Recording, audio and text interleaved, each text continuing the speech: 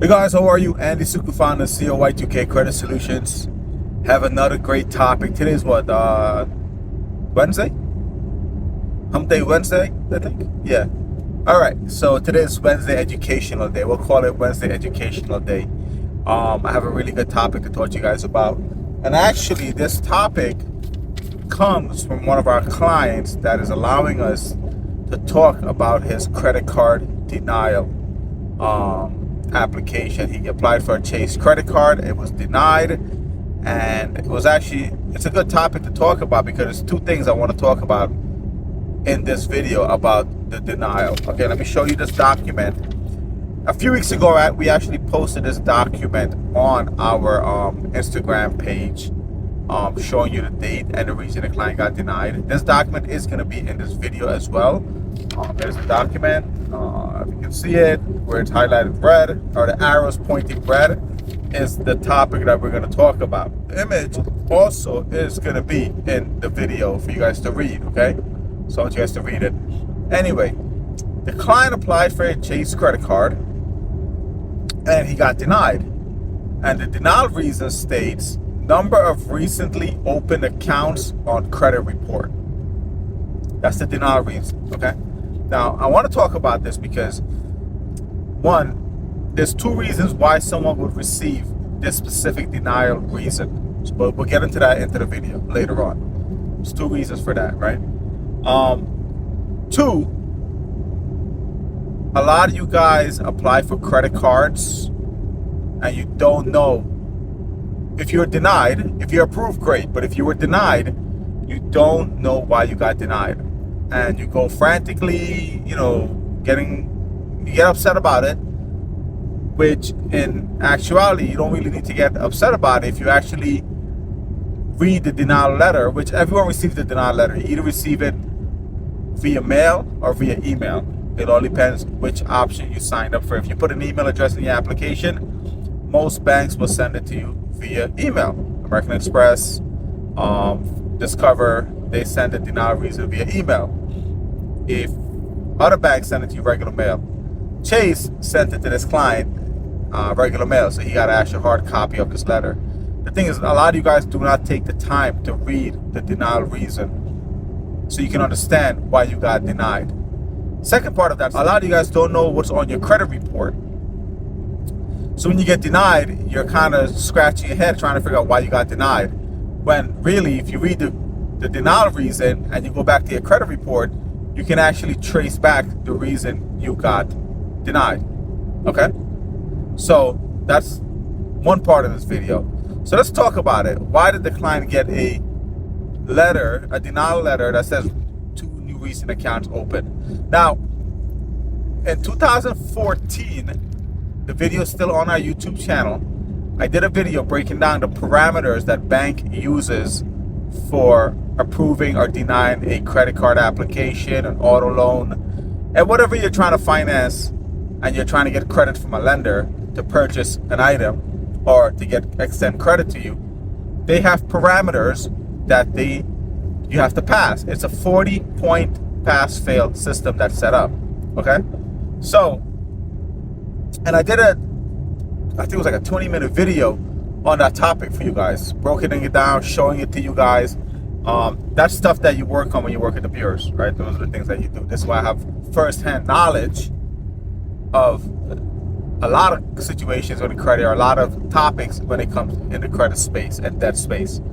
So that's why I'm an expert, because I have first-hand knowledge of all of these things that go on. So let me talk about one thing in retrospect to this letter. A lot of you guys call our office, excuse me, and you say, I'm going for funding. I want to start a business. I'm going to get funding. Now, when you get funding, for the most part, it's done through the form of a credit card process, right? You go to a person, they tell you, hey, clean your credit up, get your credit at 740, 750, and we're going to apply for all these credit cards in your name. And let's say you apply for 10 credit cards, you'll get approved for 3 of them. Our fee is 10 to 15% that you owe us for doing the application. First off, you can do that yourself. You don't need to pay someone 15% or 10% to do a credit card application. If you understand how the bank works and how to read your credit report, and what the bank criteria are for approving credit, you can do all of this yourself. It's not rocket science, okay? Now, let's say you go for funding, and the person said, okay, we'll do one round of funding, then we'll do the second round. So you go for your one round of funding, you get approved, you apply for 10 credit cards, you only get approved for 3, and the other 7 was denied. Now you have 10 inquiries on your credit report.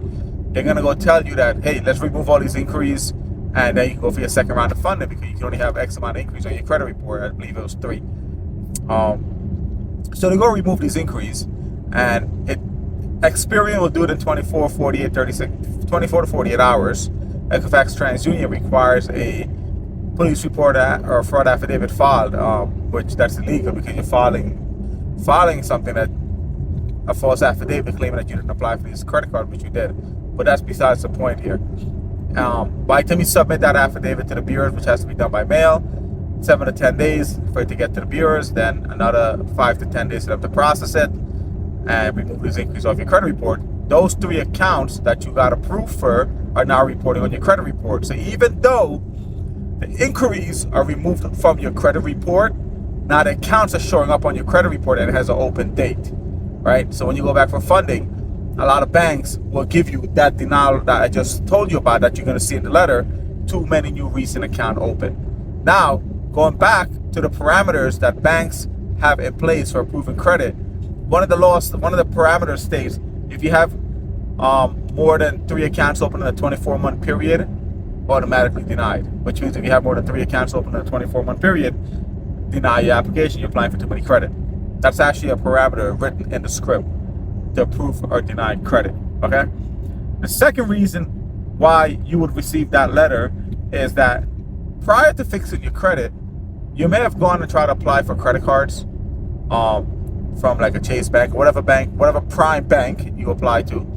You may have had open 3 or 4 subprime accounts to try to rebuild your credit to start establishing credit, and you got denied for the credit card, but your data is still cached in the system. Now, after you fix your credit, you went and reapplied for the same credit card, and you got denied for the same reason, stating that you have too many new accounts. That's because your data is still cached in the system. The bank is using the old data from 7 months ago to approve or deny your application in these current times.